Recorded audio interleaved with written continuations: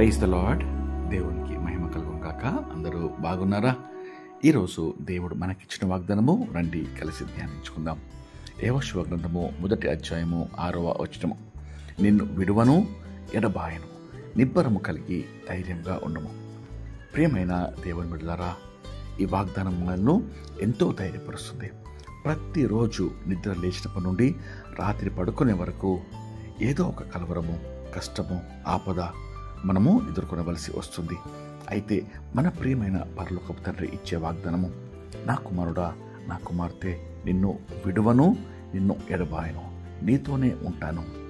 నీ కష్టాల్లో, అలజడిలో కలవరపడకు, నిబ్బరం కలిగి ధైర్యంగా ఉండు అని వెన్ను తట్టి బలపరుస్తున్నాడు. అయితే మనము ఎప్పుడు ధైర్యంగా ఉండగలము? దేవునితో సహవాసం కలిగి ఉన్నప్పుడు. అవునా?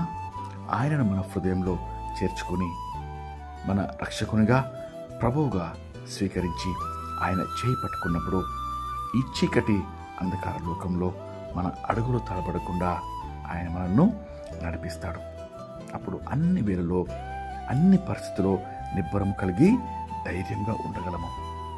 ఈ వాగ్దానము విశ్వాసంతో పొందుకుందాం. రండి కలిసి ప్రార్థన చేసుకుందాం. ప్రార్థన. మహాపరిశుద్ధమైన మా ప్రియమైన పరలోకపు తండ్రి, మీరు ఇచ్చిన శ్రేష్టమైన వాగ్దానంకై మీకెంతో స్తోత్రం చెల్లిస్తున్నాం ప్రభా.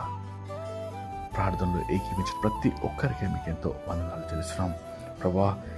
విడువను, ఎడబాయను, నిబ్బరం కలిగి ధైర్యంగా ఉండమని అయ్యా మీరు సెలవిస్తుండగా ఈ దినమందు ప్రభా, కలవరంలో, కష్టంలో, దుఃఖంలో, ఆపదలో ప్రభా, ఎటువంటి సమస్యల్లో ప్రభా ఈ బిడ్డలు మోకరించి ప్రార్థిస్తున్నారో, హృదయాలు కుమరిస్తున్నారో, మొరపెడుతున్నారో ప్రభా, ఆలకించమని వేడుకొంచున్నాం.